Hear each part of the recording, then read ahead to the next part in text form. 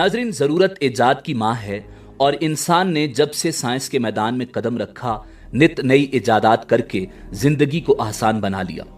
चांद पर कदम जमा लिए, सितारों पर कमंदें डाल ली और अब मरीख पर जिंदगी के आसार ढूंढ रहा है।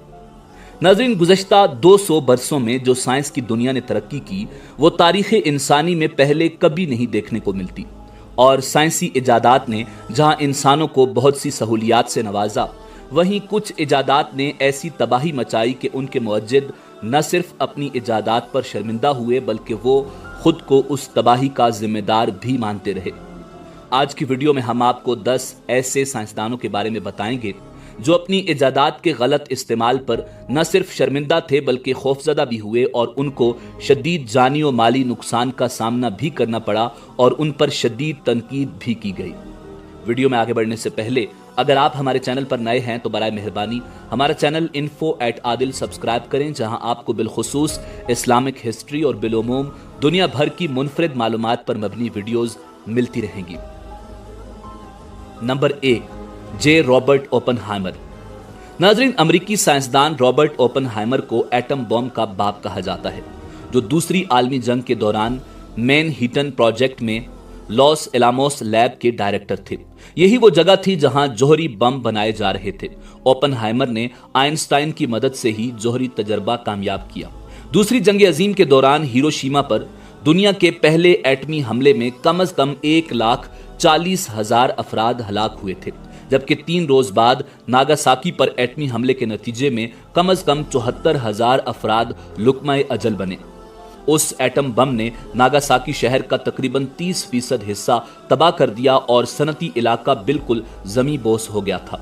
नाज़रीन, जिंदा बच जाने वाले बेशतर अफराद होलनाक जख्मों का शिकार हुए थे। इस कदर इंसानी जानों के ज़िया पर दोनों साइंसदानों ने अफसोस का इजहार किया और रॉबर्ट ओपनहाइमर ने हेनरी ट्रोमियन से 1945 में बात करते हुए एतराफ़ किया कि सदर साहब, मुझे अपने हाथों में खून महसूस होता है। Number 2, Mikhail Kalashnikov AK-47। नाज़रीन, इस फहरिस्त में दूसरा नाम मिखाइल क्लाशनकोफ है, जिनकी इजाद क्लाशनकोफ यानी जदीद AK-47 है।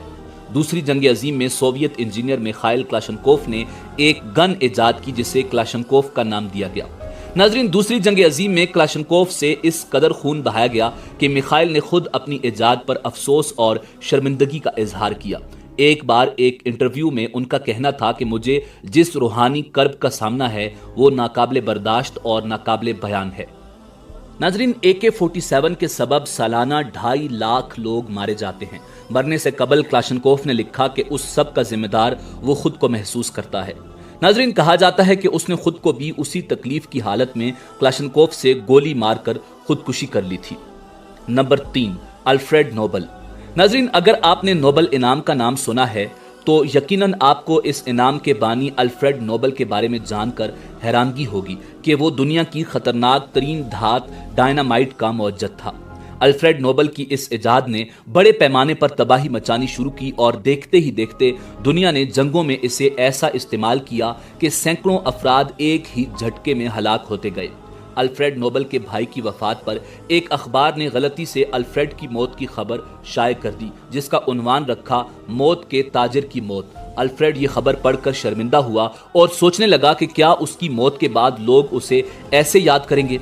उसके बाद उसने अमन के लिए काम करना शुरू कर दिया, बल्कि अपनी सारी जमा शुदा दौलत से बाकायदा अमन का नोबल इनाम शुरू किया, जो आज तक तिब, कीमिया, तबियात, अदब, इक्तिसादियात और अमन में गरां कदर खिदमात अंजाम देने वालों को दिया जाता है।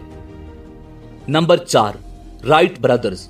नाज़रीन, दौरे हाजिर में हवाई जहाज को न सिर्फ सफर का महफूज और तेज तरीन जरिया समझा जाता है बल्कि किसी मुल्क की अस्करी ताकत का अंदाजा उसके जंगी जहाजों से लगाया जाता है कि उस मुल्क के बेड़े में कितने तैयारे शामिल हैं। जहाज की इजाद का सेहरा राइट ब्रदर्स के सर जाता है। जहाज के मौजूद राइट ब्रदर्स हमेशा अपनी इजाद पर फख्र महसूस करते रहे, मगर जब उन्होंने हवाई जहाज अमरीकी फौज को फरोख्त किया और पहली आलमी जंग में उनके जहाज़ों से जो तबाही मचाई गई उसे देखकर राइट ब्रदर्स ने अपनी इजाद के मनफी इस्तेमाल पर अफसोस और शर्मिंदगी का इजहार किया। राइट ब्रदर्स ने हवाई जहाज को कभी बतौर हथियार नहीं सोचा था और हवाई जहाज ने जो किरदार जंग अजीम अव्वल और दोम में अदा किया उसने राइट ब्रदर्स को खौफजदा कर दिया। Number 5, Tim Berners-Lee, the double slash. नाज़रीन, टिम वर्ल्ड वाइड वेब का इजाद करने वाला एक कंप्यूटर साइंसदान था। वो ऑक्सफोर्ड यूनिवर्सिटी में कंप्यूटर साइंस का प्रोफेसर था।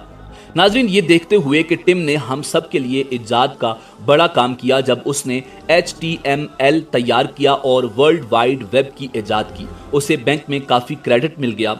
अगर उसे वेब के बारे में कोई बड़ा पछतावा था तो वो हर वेब पते के आगाज में डबल स्लैश पर था।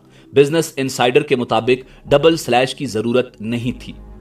Number 6, Ethan Zuckerman, the pop up advert.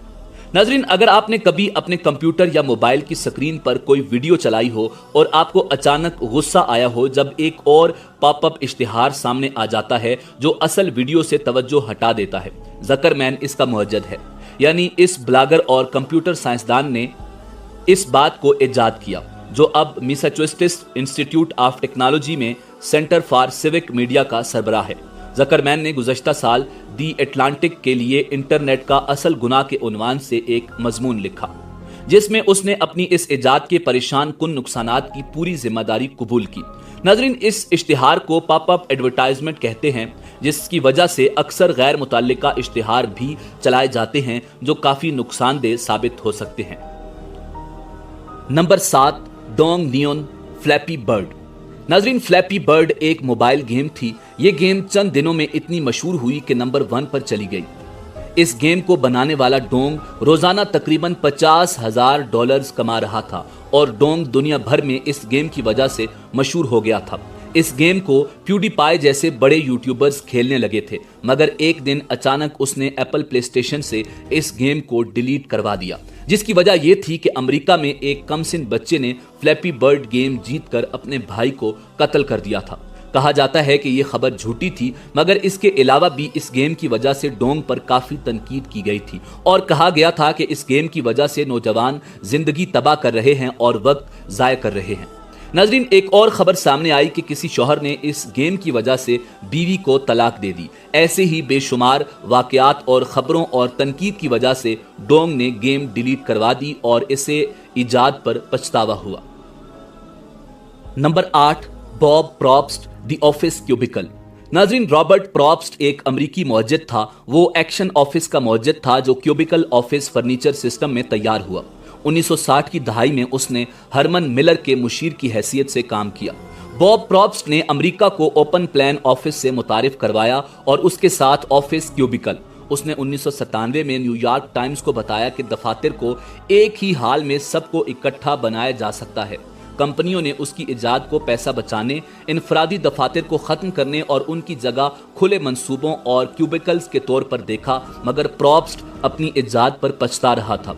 उसने कहा कि जदीद कारपोरेशंस में लोगों का इकट्ठे ऑफिस में काम करना पागलपन की वजह बन सकता है, जिसकी वजह से उस पर काफ़ी तनकीद की गई थी, जिस पर उसने पहले गौर नहीं किया था, जबकि तब तक कई कंपनियां उसकी इजाद पर अमल कर चुकी थीं। Number 9, Tom Karen, Raleigh Chopper. नाज़रीन, 1970 में टॉम कैरन ने बहुत मेहनत के बाद एक साइकिल इजाद की जो तस्वीर में नजर आ रही है। उसका ख्याल था कि ये साइकिल आरामदेह और पुरसुकून सफर देगी, मगर एक दिन उसने देखा कि एक लड़का उस साइकिल को चला रहा था और साथ ही गुस्से से उसके बनाने वाले को बुरा भला कह रहा था। टॉम को अपनी उस इजाद पर बहुत पछतावा हुआ। Number 10, John Selvan, coffee capsules. नाज़रीन, जॉन ने कॉफी पाउचेज, मशीन्स और कैप्सूल्स की इजाद की और लोगों के लिए कॉफी के इस्तेमाल को आसान बनाया, मगर कुछ अरसे बाद लोगों की बड़ी तादाद कॉफी पीने की आदी हो गई और कैफीन की ज्यादा मिकदार लेने की वजह से लोग न सिर्फ बीमारियों में मुब्तला होने लगे बल्कि मरने लगे, जिस पर जॉन को अपनी इजाद पर पछतावा हुआ।